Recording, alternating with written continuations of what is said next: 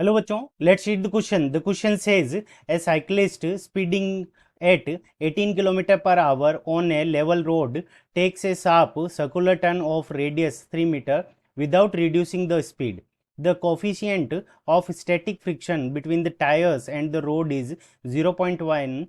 Will the cyclist slip with taking the turn? तो हमें इस क्वेश्चन के अंदर पूछा है कि ये साइकिलिस्ट टर्न लेते हुए स्लिप करेगा या नहीं करेगा। तो ये हमारा सर्कुलर टर्न हो गया जिसकी रेडियस हमें कितनी गिवन है। तो इसको हम मान लेते हैं स्मॉल आर।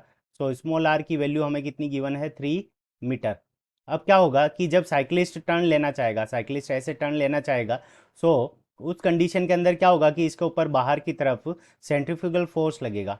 सो सेंट्रीफ्यूगल जो फोर्स लगेगा जो इसको बाहर की तरफ लेकर जाना चाहेगा उसकी वैल्यू कितनी हो जाएगी, mv² डिवाइडेड बाई आर।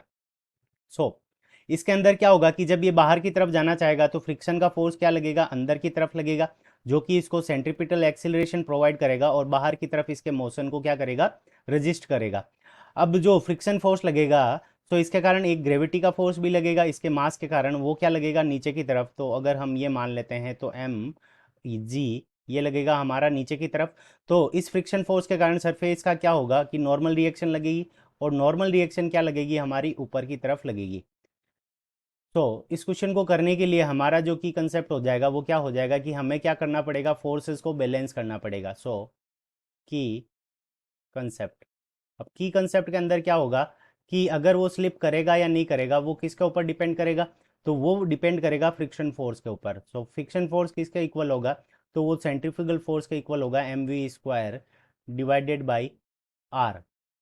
और फ्रिक्शन फोर्स को हम किसके इक्वल लिख सकते हैं, फ्रिक्शन फोर्स को हम इक्वल लिख सकते हैं म्यू मल्टीप्लाइड बाई एन। और एन को हम किसके इक्वल लिख सकते हैं, एम जी के। सो फ्रिक्शन फोर्स हमारा क्या हो जाएगा, म्यू एम मल्टीप्लाइड बाई जी, ये इक्वल हो जाएगा। अब जो वेलोसिटी होगी इस पाथ के लिए, म्यू के लिए हमें कितना गिवन है, म्यू की वैल्यू गिवन है। सो यहाँ से जो वेलोसिटी होगी वो मैक्सिमम वेलोसिटी होगी। तो हम लिख सकते हैं mu m g is equals to m, और ये जो वेलोसिटी होगी हमारी मैक्सिमम वेलोसिटी होगी इस स्टैटिक फ्रिक्शन के ऊपर, v m x max square divided by r. M से एम कैंसिल हो जाएगा। सो यहाँ से हमारे पास में वी मैक्स यानी इस सरफेस के ऊपर जो मैक्सिमम वेलोसिटी होगी इस रेडियस के ऊपर वो कितनी हो जाएगी। So v max is equals to square root mu r and g. R इस तरफ क्रॉस मल्टीप्लाई हो जाएगा तो v max is equals to क्या हो जाएगा, म्यू आर जी। अब म्यू की वैल्यू हमें क्वेश्चन के अंदर गिवन है, सो क्वेश्चन के अंदर गिवन है तो वैल्यू पुट करते हैं। तो म्यू की वैल्यू 0.1 मल्टीप्लाइड बाई 3, और जी की वैल्यू अगर हम 10 पुट कर दें तो यहाँ से हमारे पास में इस 10 से ये पॉइंट कैंसिल हो जाएगा, √3 वैल्यू आ जाएगी। √3 को हम क्या लिख सकते हैं, 1.73 मीटर पर सेकंड। ठीक है बच्चों। सो यहाँ पे ये हमारे पास में मैक्सिमम वेलोसिटी आ गई, यानी इतनी वेलोसिटी तक अगर वो मूव करेगा तो वो गिरेगा नहीं। अब बात करते हैं साइकिलिस्ट की, जो इस वेलोसिटी है वो कितनी है।